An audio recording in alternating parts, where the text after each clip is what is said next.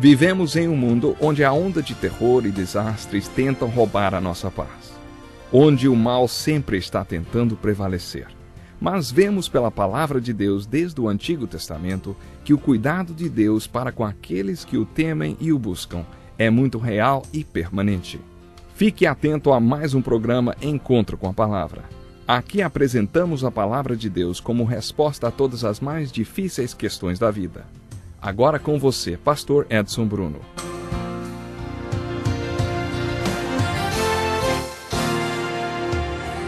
Bem-vindo a mais um estudo do Evangelho de João, versículo por versículo. No último programa, comentamos uma das declarações mais importantes que Jesus fez nos Evangelhos, encontrada em João, capítulo 3, versículo 16, que diz: Porque Deus tanto amou o mundo, que deu seu Filho unigênito para que todo que nele crer não pereça, mas tenha a vida eterna. Pois Deus enviou seu Filho ao mundo não para condenar o mundo, mas para que este fosse salvo por meio dele. Quem nele crê não é condenado, mas quem não crê já está condenado, por não crer no nome do Filho unigênito de Deus. A maioria dos crentes está familiarizada com este versículo, João 3,16, mas não tem consciência dos dois versículos que dão sequência a ele, que diz: Pois Deus enviou seu Filho ao mundo não para condenar o mundo, mas para que este fosse salvo por meio dele. Quem nele crê não é condenado, mas quem não crê já está condenado, por não crer no nome do Filho unigênito de Deus.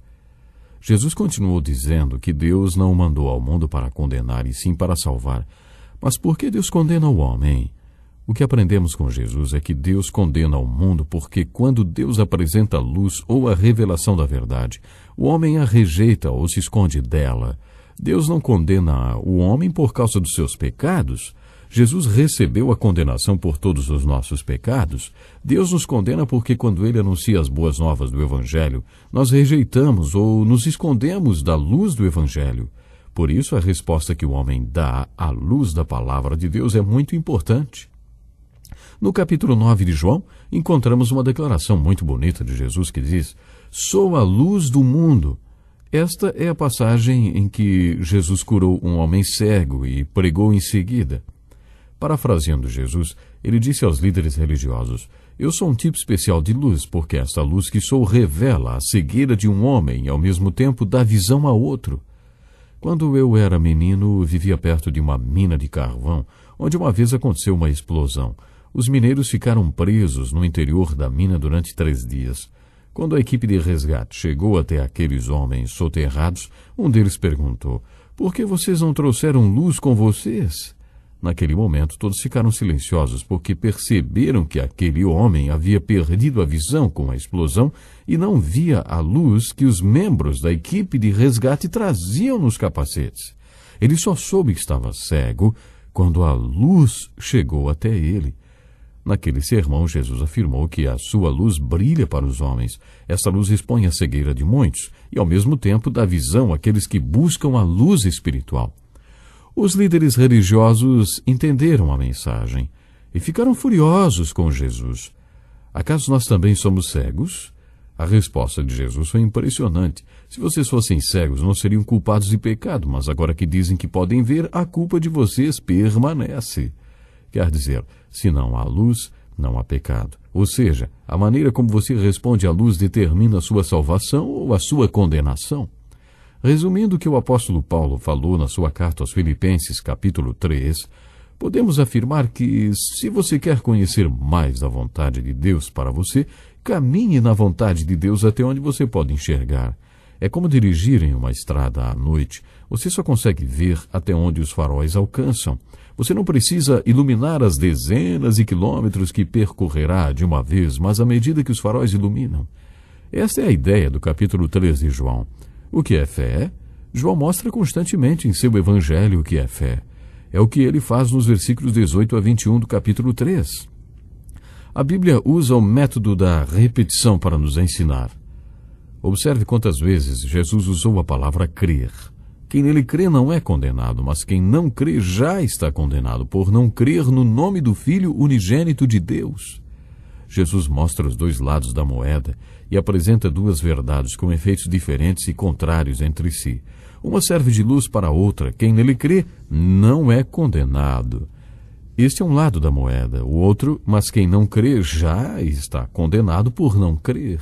Jesus define condenação quando enfoca a fé.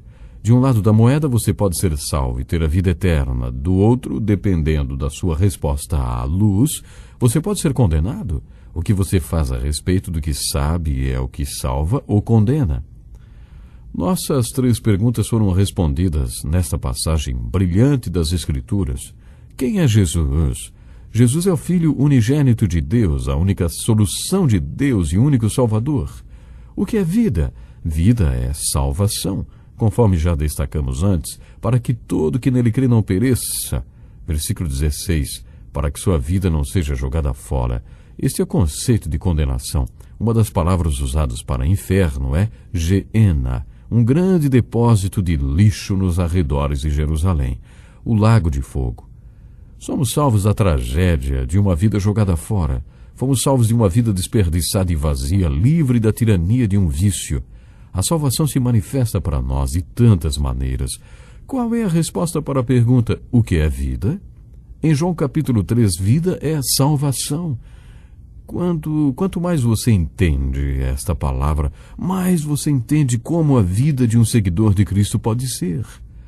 O que é fé? Fé é olhar para Jesus na cruz, como os filhos de Israel olharam para a serpente erguida no deserto, conforme o relato do livro de Números. Esta é uma das respostas à pergunta, o que é fé? Mas eu enfoquei outra definição nesse estudo. Fé é a nossa resposta à luz que Deus dá através do seu Evangelho e através da sua palavra. O que fazemos com aquilo que sabemos determina nossa salvação ou condenação. Esta é uma das respostas para a pergunta, o que é fé? Falando sobre tudo isso, me veio à mente uma história sobre um oficial da Marinha que estava a bordo de um importante navio com todos os oficiais do alto escalão.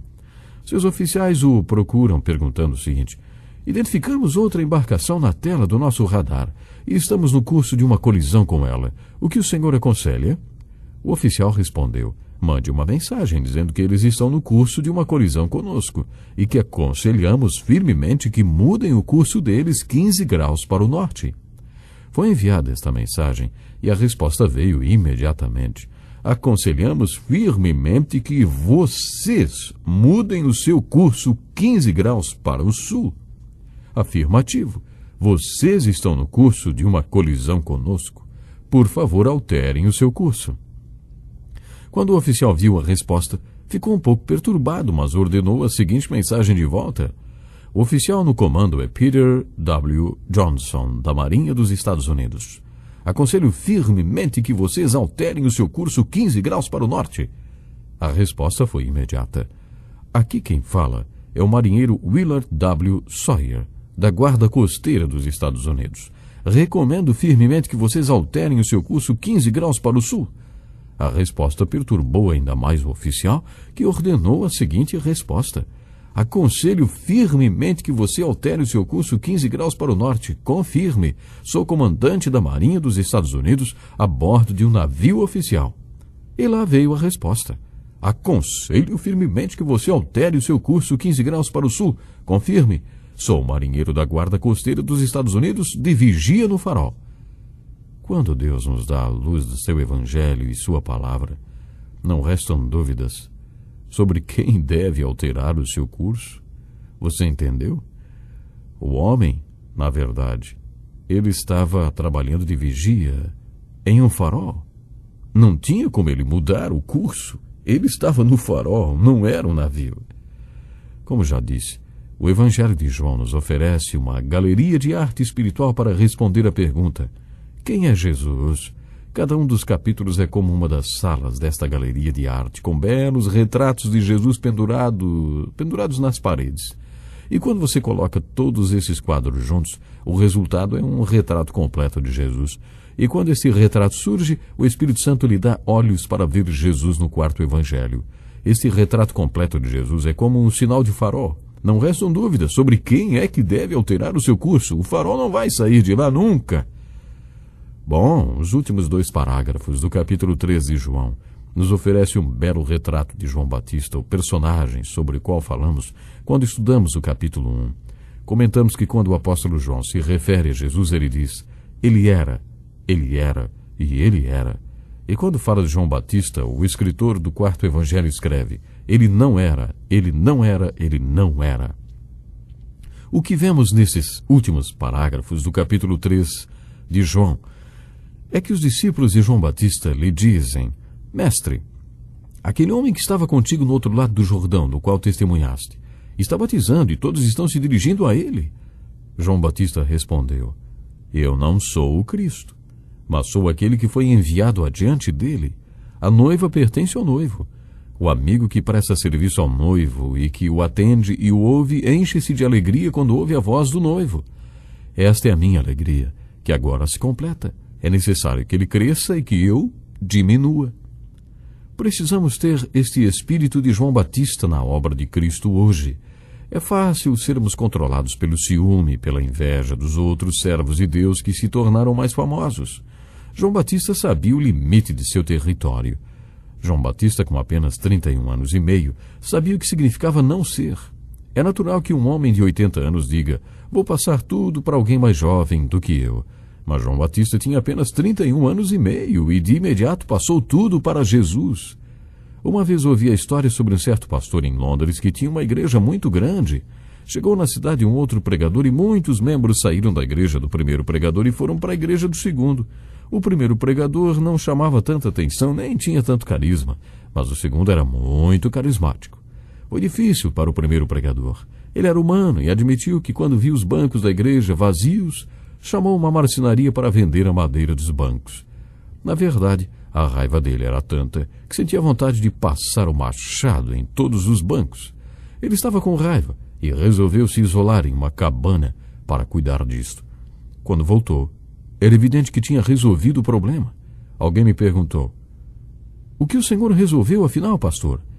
Aquele pregador respondeu: quando me isolei naquela cabana, era um homem que queria ver Cristo vir para Londres através de mim. Quando saí da cabana, era apenas um homem que queria ver Cristo vir para Londres. Lanço agora um desafio principalmente para aqueles que são pastores. Você quer ver Cristo vir para a sua comunidade através de você? Ou você quer ver Cristo vir para a sua comunidade? Existe uma diferença. Os últimos versículos desse capítulo são marcantes. Não está claro se essas palavras são de João Batista ou não. Algumas traduções usam até aspas entre essas palavras, acreditando que elas sejam de João Batista. Mas eu quero lhe convidar, esteja comigo para o próximo programa. Vamos continuar estudando e vamos continuar aprendendo cada vez mais sobre o amor de Deus. Até lá então, Deus lhe abençoe.